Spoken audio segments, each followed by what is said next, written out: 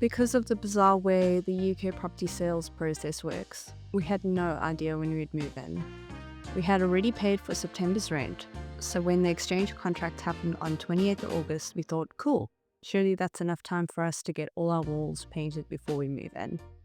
We had the whole of September, right? That would be fine. But when we got the keys, we took a walk around and we were a bit taken aback. What on earth did we just do? This was way more work than we thought. Aesthetically, definitely lots of work. All the walls were brilliant white, apart from the front room being deep blue, and that didn't really go with the look and feel that we would go for in our home. But that's jumping the gun a bit, because we discovered a lot of annoying / nasty surprises. So this video is just an educational video made by a complete noob of the things that we discovered and need to fix or have fixed over the last few weeks.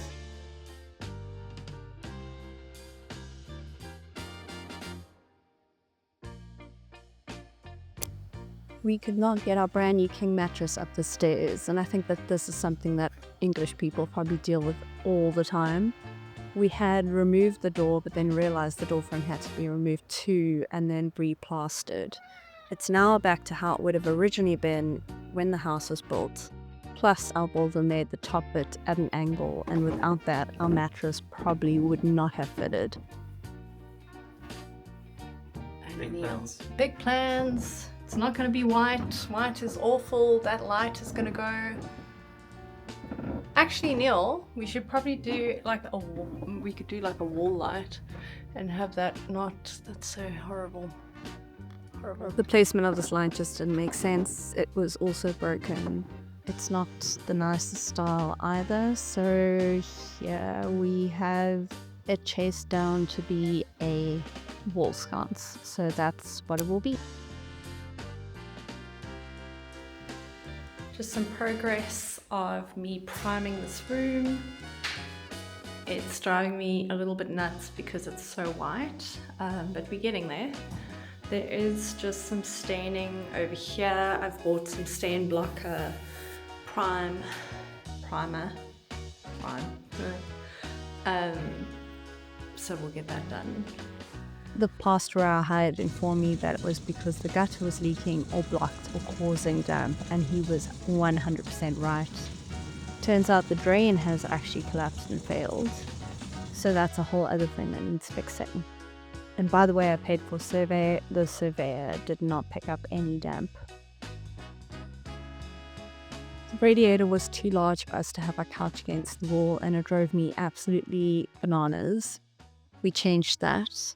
This is an extension, so putting in the large radiator was a choice in a space that isn't too big. We now have a 60 by 60 in this corner, and it works perfectly well for the space. And over here, it's such a mess, my goodness. I actually have my kitchen light ready to go. That's going to be installed later on. So what's going to happen is this light is above the hob, which is not the best idea. So what we're going to do is actually remove this entire light, and I have a house of light going up there. It's super cute, super retro. So when the previous owners redid this kitchen and put up that pendant light over the hob, they put the extractor fan, which is just a bathroom extractor fan, over here, which I'm going to probably put molding around just to hide it a little bit, because it is engineered in there. And yeah, new kitchen light is up. I do have to finish painting though, so it won't be a full reveal, but it's absolutely phenomenal. I'm really stoked with the light that we chose.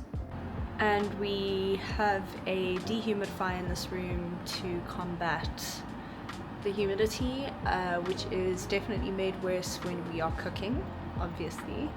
Just very happy at least we got the very, very greasy pendant light down. So this is a good one. We had a plumber and electrician come through, we we discovered that the original extractor fan in this room was the wrong voltage. So I really recommend you just get a walkthrough with a plumber and electrician to find out what to do in your home. We've actually never used the shower. Yeah, but so that's been replaced. It's the correct voltage. No one's gonna die. And we also, it's very strange because we have a really good boiler, but in our ensuite and over here we have electric water heaters, which they work well, but they're just really ugly, and I cannot work out if it's because it's a cost-saving thing. Yeah, our boiler's really good, our water pressure's really good. It's just in the 2 showers we have these electric water heaters. If you know why, leave a comment down below. Also, all the sinks are very, very low. Like, I feel like a hunchback washing my hands here. But yeah, big plans for this bathroom, but just not yet. This is just a something I didn't think of when I wanted to put this MDF in. I measured on this side of the wall to put the MDF in. This will be a nice laundry makeover one of these days. It's kind of a dumping ground for now. But as you can see, the walls are not even and straight because I don't think about these things. And now I have learnt, and now I will measure and make sure that things are actually measured properly.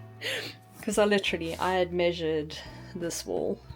I just measured this wall, didn't measure this wall, but at least I had our builder handy who cut this in for me.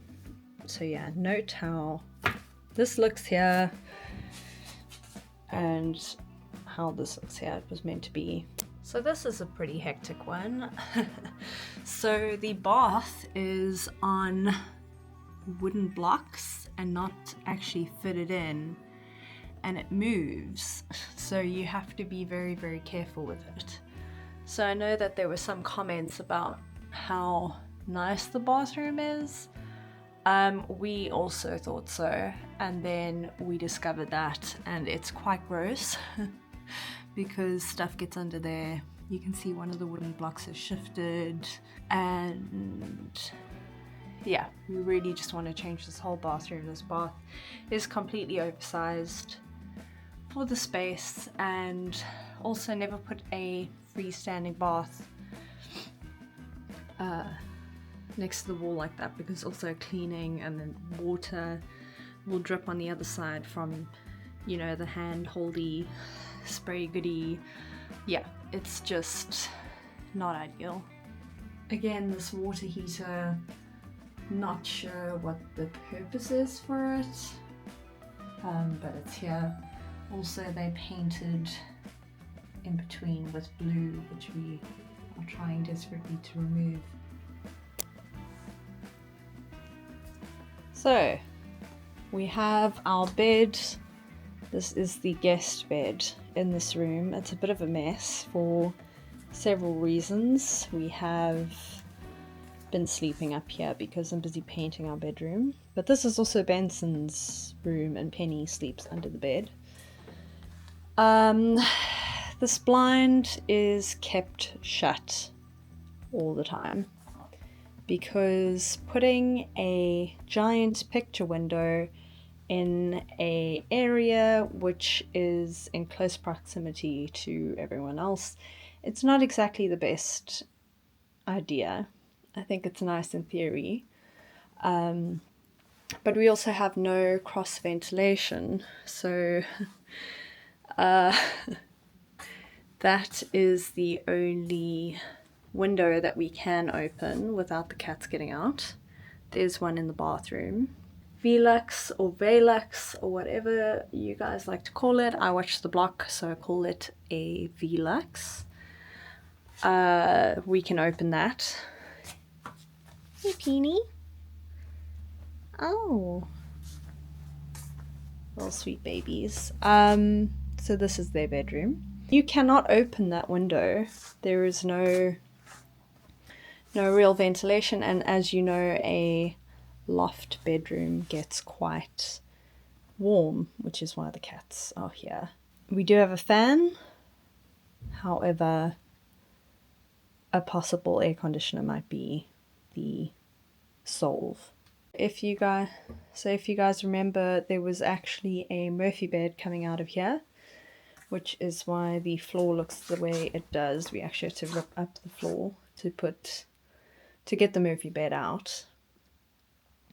So this is going to be my little sewing station, but I'm sure you can notice that the wall seems a bit odd. So this is number 2 in this room, which is a bit of a nightmare, which we will get to. I actually don't even know where to start with this room, because I think this has been probably one of the biggest fails that was done. Super cozy room though. I do love it, and I don't want to sound like I'm moaning, but this is a very, very expensive problem that we are left with. So I don't know if you recall that I posted on my Instagram a couple of weeks ago that we had issues with the bathroom, and I also said on my previous video, the house tour, that we have bathroom drama. So it's this bathroom that has an issue. We moved in on the Friday, and on the Saturday evening I said to Neil, we actually really need to try out the shower because of the issues that we had with doing the survey and with questions that were asked of the owners before we had done any exchange of contracts and all of that. So they had a whole bunch of boxes in here. We thought that was a little bit odd, having a shower that they called brand new and fully functioning. They said that they used it as storage. We inquired and they absolutely assured us it was brand new, fully functioning. It just needed a shower screen, which, sure, but where? So obviously you have 2 choices for a shower screen. You could put one here, but then it completely blocks off getting to the eave storage, and once again a very, very low sink. It is very small, very strange. Every single sink is very, very low. So we can put a shower screen here, and then you cannot get to eave storage or the sink. Or you can put a shower screen, I don't know, here, and then again you're blocking off, like there actually isn't space for shower screen, which is why I assume they didn't put it up. They had said it's because of the taste of future buyers or something. Yeah, there's no place to actually put it. And if you notice here, the shower, the amount of space that you would actually have to be under here is not great. And this brings us back to this wall. So what they had done was design a room entirely around a Murphy bed, and they sacrificed having an actual bathroom by putting, like, as you can see, the stud wall was supposed to be here. The stud wall literally would have run across, and then you would have had a good actual amount of shower space. So that's going to have to be a project for us. We only discovered this, of course, because we had a bit of a flood on the Saturday when Neil had tried the shower. So essentially you cannot have a wet room in a loft room. You need to have a shower tray. you need to actually waterproof correctly around here. They didn't waterproof at all. It was only grouted. The grouting had cracked, the floor and the wall had separated because the joists move, which is the entire reason why you have a shower tray anyway. If you want a wet room, if you want to have tiles like this on the floor, it needs to be on the ground floor. You cannot do it in a loft room. And essentially that's what happened. No shower screen would prevent the absolute flood that we had, because the water wasn't coming this way. It was going around the edges, into the bedroom, down into the stairwell and on the ground floor. And yeah, so the water was all going around there and down. So temporarily it is masticed all the way around. So for now it's fine, but we're going to have to redo this bathroom completely and actually move the stud wall so that it's a fully functioning bathroom. Absolutely wild. It's just so crazy that you would sacrifice an entire room just to get a Murphy bed in. Absolutely wild. It might sound like I'm ungrateful. I certainly am not. We love our house and we love that we'll be able to change things without feeling too bad about it, if that makes sense. We're incredibly blessed to have this home. There are just some frustrating elements about it, but nothing that cannot be fixed. I just felt like I needed to share the realities of buying an older house and being left with the daunting task of fixing someone else's mistakes. In the end, it's all about budgeting, planning, and saving. The quote we got in the loft bedroom's ensuite, including moving the stud wall, was a minimum of £2,500. But we're on a mission to improve this home, bring back some Victorian charm, make it cozy and colourful. So please subscribe if that's what you're into.